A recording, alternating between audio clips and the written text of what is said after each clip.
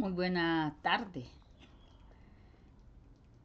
Ya está poniendo en práctica los consejos que dimos ayer para que participe en los premios de este canal.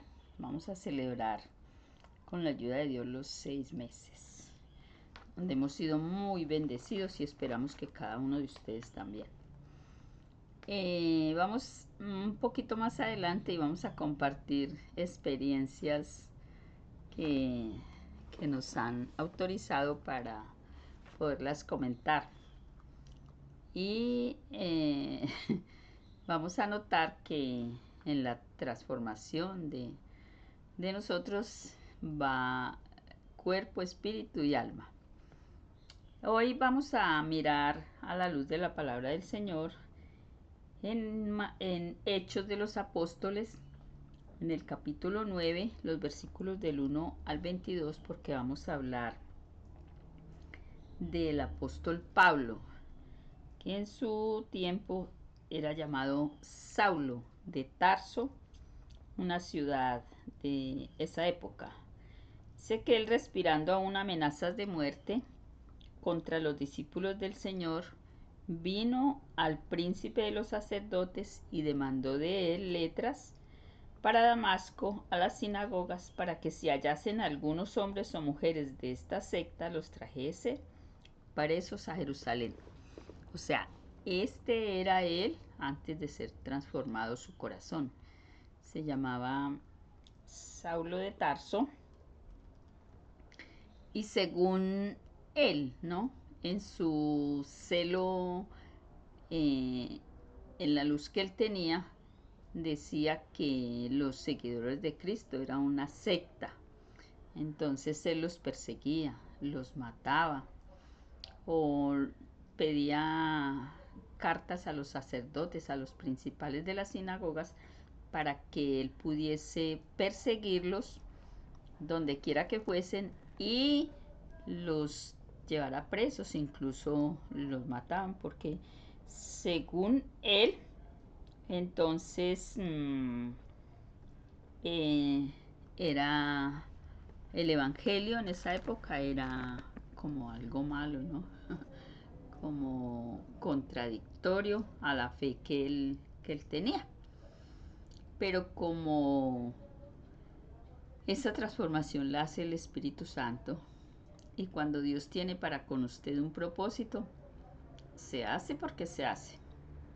El Señor acomoda también las cosas, Dios acomoda también las cosas, que usted entonces pasa a ser un elegido de Dios, uno que conoce el amor de Dios y que Dios lo utiliza como instrumento, como comisionista, para que otros también conozcan del amor de Dios, de su palabra. Recuerde siempre que el Evangelio son buenas nuevas.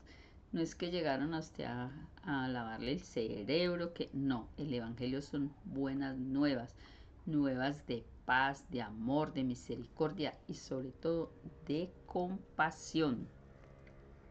Usted entonces es guiado a través del Espíritu Santo con amor al prójimo, y entonces si antes no era, ahora es. Si antes no quería, ahora quiere. Si antes no le gustaba, ahora le gusta, porque es un cambio transformador. Entonces notamos que, que el apóstol entonces venía persiguiendo. Pero ¿qué pasa? Como los designios de Dios son muy diferentes, y los caminos y los pensamientos y los planes nuestros son muy diferentes a los planes de Dios, ¿qué pasa?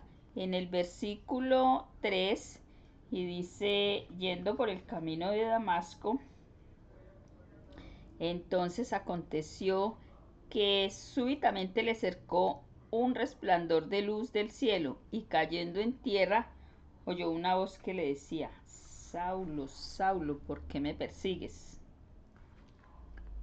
Dura cosa te es dar coces contra el aguijón.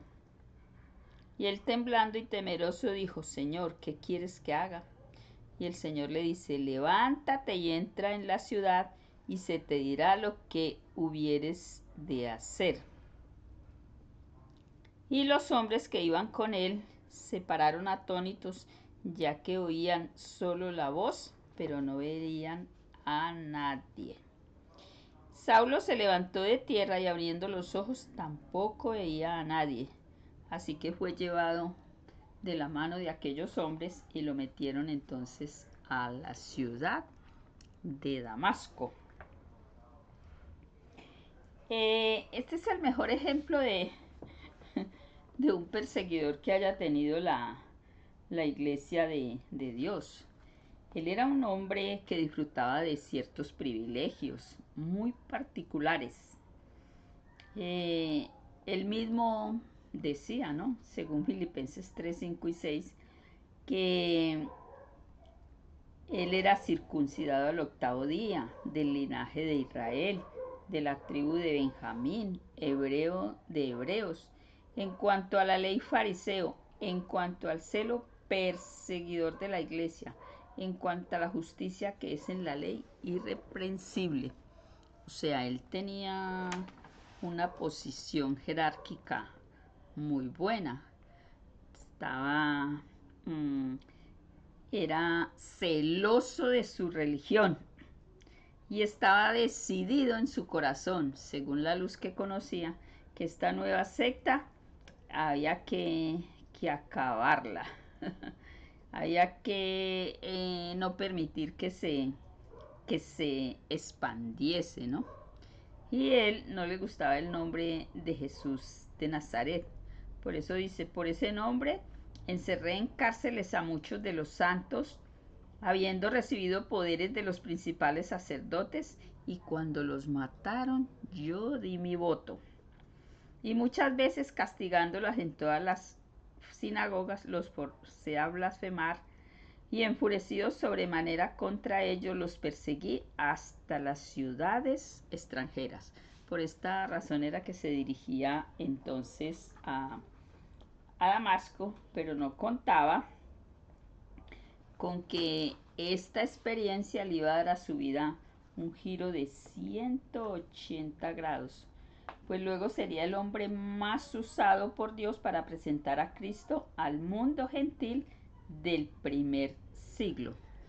O sea, en esa época el evangelio era dado solo a los judíos, pero como ellos no cumplieron el propósito de Dios, que era que lo presentasen como un Dios de amor, como un Dios de misericordia, ellos empezaron a presentar a Dios, era como un Dios que exigía mucho, un Dios que ponía cargas que nadie era capaz de llevar. O sea, perdieron de vista entonces al mismo Dios. Entonces dice, el Evangelio le es quitado a los judíos y ahora es dado a los gentiles.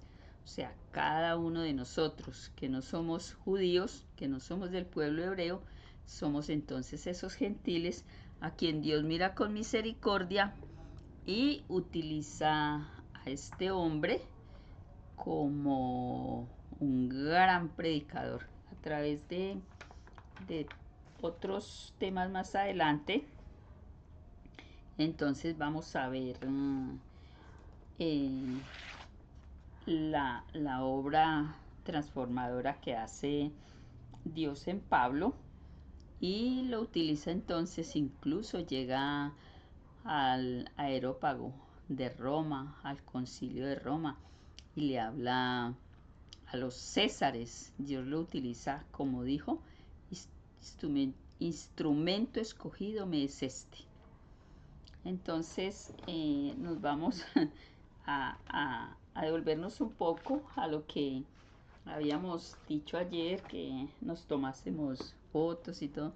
Entonces hemos tenido hoy, alguien nos llama y entonces nos comenta que hizo la tarea, ¿no?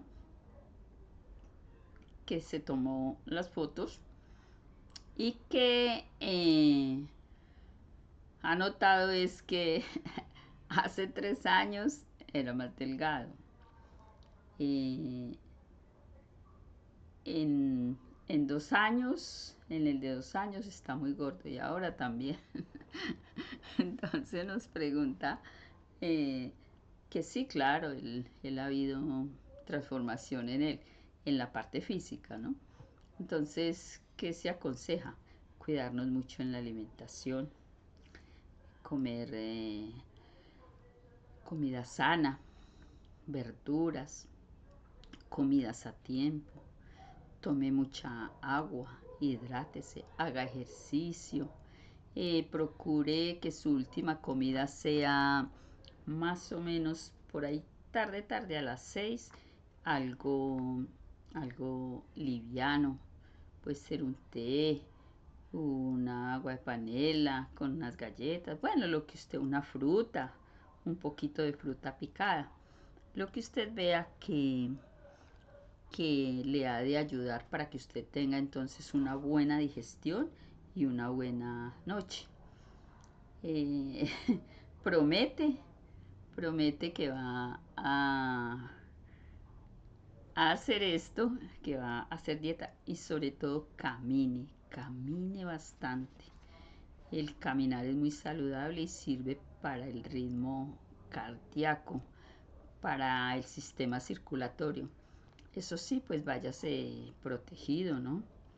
Use bloqueador, lleve sombrilla, use gorra o sombrero y procure caminar en las horas en que el sol no sea ya muy fuerte, que es más o menos de 10 por allá 3 de la tarde, 2 de la tarde, de ahí en adelante, puede ser en la mañana o después de esa hora, camine bastante.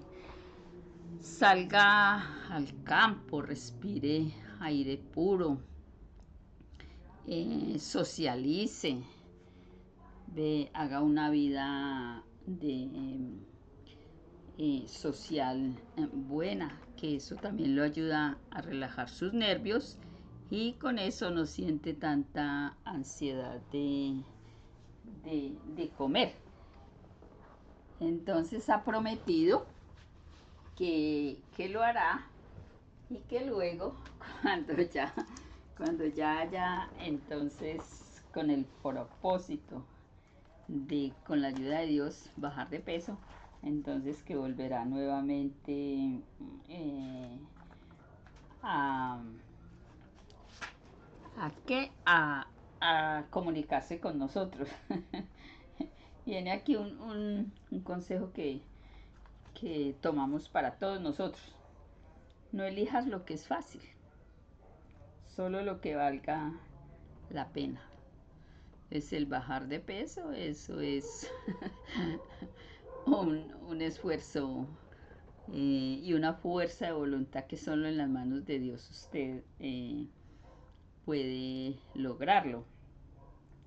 Invite a otros que también están gorditos, porque ese es el objetivo de los cambios, ¿no? Que sirvamos también de consejero y agente de cambio para otros. Invite también a otros vecinos que estén gorditos y dele estos buenos consejos. Y con eso entonces aplicas lo que también habíamos aconsejado una vez, ¿no? Protege a quien te necesita y respeta a quien está a tu lado. Entonces usted comparta estos buenos consejos también con otras personas. ¿Qué, qué necesita ser transformado en nuestras vidas? Ya eso es una pregunta que nos podemos hacer ya en una buena comunión con Dios. Y recuerde que el Señor siempre le va a ayudar para, para ese cambio. Bueno, aquí esta mascotica ya otra vez se nos, así que vamos a dejar hasta ahí. Dios bendiga su palabra. No sin antes volver al texto de Lucas 1:37. Para Dios no hay imposibles.